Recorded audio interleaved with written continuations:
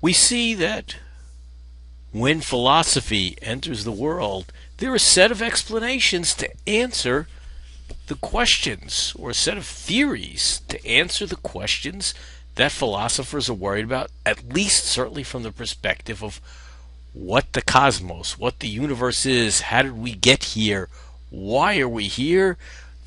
We had explanations, or the ancient Greeks had explanations that were captured by Homer and Hesiod in their mythology, and the explanation was a supernatural one.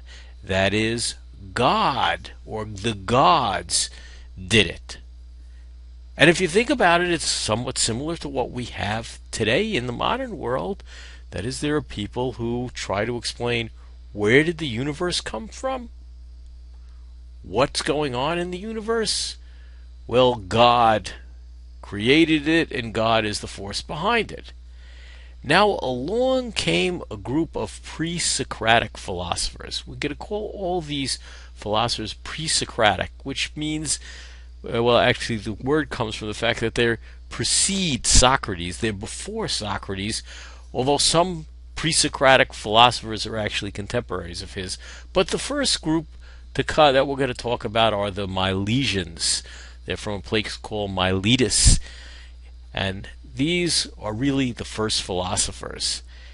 And they took a very different route from the one taken by Homer and Hesiod and Greek mythology. They didn't appeal to supernatural causes. Rather, they thought that the cosmos could be explained by its material causes, that there was some matter, and it's the properties of matter that made it happen.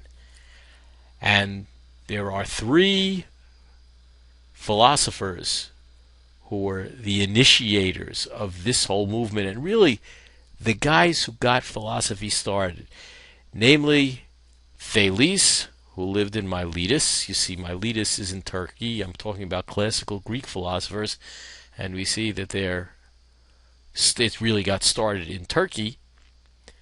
But the thing that you should understand is the whole Middle East, at least the northern shore of the Mediterranean Sea, Greece, Italy, Turkey, all of those areas were really dominated by Greek culture.